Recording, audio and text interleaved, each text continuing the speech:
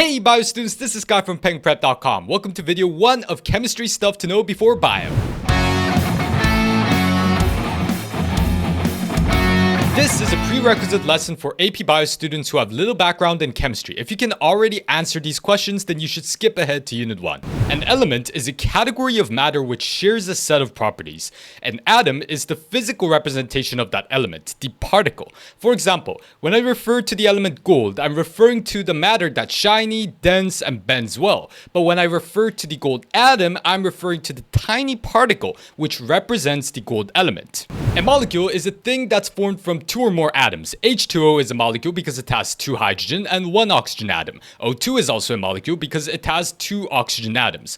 Now a compound is a thing that's formed from 2 or more atoms that come from 2 or more elements. So O2 is a molecule but not a compound because there's only the oxygen element making it up. But H2O is a compound and a molecule. An atomic model shows you what an atom looks like. As you can see, there's this dense core. This is called the nucleus. And the nucleus is composed of 2 types of particles, a proton and a neutron. And circling this nucleus, there are these other tiny particles. These are called electrons. Now, protons and neutrons have a relative mass of 1, but electrons are so tiny relative to protons and neutrons that we assign them a relative mass of 0. Now, protons are positively charged, while electrons are negatively charged. This means that if you put them next to each other, they will attract each other. The periodic table shows a list of all elements that are known to mankind. The number at the top is called the atomic number. The symbol in the middle represents the name of the element, and the number at the bottom shows the atom's atomic mass. For example, lithium here has a symbol of Li, has an atomic number of 3, and an atomic mass of 6.94. The atomic number represents the number of protons that an atom has. For example, oxygen has an atomic number of 8, so it should have 8 protons. Neon should have 10 protons. And now the atomic mass is the sum of the masses of the protons and neutrons in an atom. And using this, you can find the number of neutrons given a number of protons. For example, we know that oxygen has 8 protons and its atomic mass is 16. So the mass that comes from oxygen should be 8, meaning that the remaining mass of 8 should come from neutrons. So we know that oxygen also has 8 neutrons. One more. Argon has an atomic mass of approximately 40. Since it has 18 protons, it should have 22 neutrons. Atoms can have charges whenever there is an imbalance in the number of protons and electrons. If you remember, a proton has a charge of +1, and an electron has a charge of -1. Now, if an atom has more protons than electrons, this means that there are more positive charges than there are negative charges. So the atom can become positively charged. On the other hand, if there are more electrons than protons, then the atom will be negatively charged. For example, neon has 10 protons, and when it's neutral, it should have 10 electrons.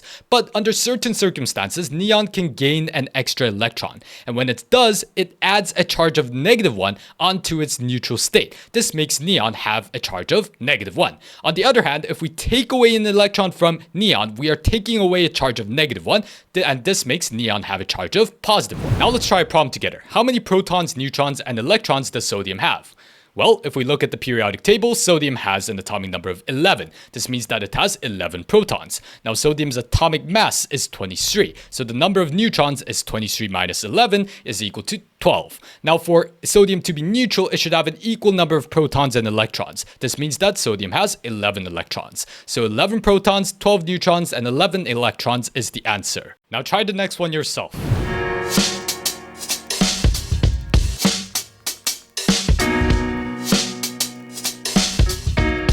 There are multiple paths on which electrons can orbit around the nucleus. We call these paths electron shells. Each electron shell can accommodate a certain number of electrons. The first can accommodate 2. The second, third, fourth, and so on can accommodate 8. For example, oxygen has 8 electrons, so it houses 2 electrons in its first shell and 6 in its second. Hydrogen has 1 electron, so it only has 1 electron in the first shell, and it doesn't have more shells after that. Sodium has 11 electrons, so it has 2 electrons in the first shell, 8 in the second, and 1 in the third. The outermost shell is called the valence shell, and the electrons in that shell are called valence electrons. For example, sodium has 1 valence electron, magnesium has 2. If the valence shell is completely full, an atom is said to be stable. If not completely full, then an atom will be unstable. unstable atoms will try to either gain or lose electrons to achieve stability. For example, fluorine has 7 valence electrons, so it would want to gain an additional electron to fill its valence shell. Sodium has 1 valence electron, so it's easier for it to lose that electron to expose a complete second valence shell than to gain 7 extra electrons, so sodium would want to lose that electron. For AP Bio, there are 3 groupings in the periodic table that you should know. Everything on the right are nonmetals, everything on the left are metals, everything in the middle and the bottom 2 rows are useless, so don't care about them. Now there's a cool trick you can use to determine the number of valence electrons.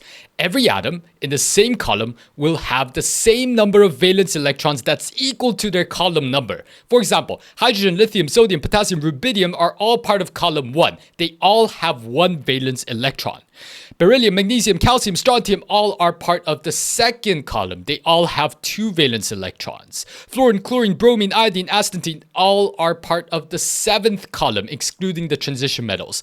So they have 7 valence electrons. Now here's the final question before we wrap everything up. Determine the number of protons, neutrons, electrons, electron shells, and valence electrons for the atom strontium.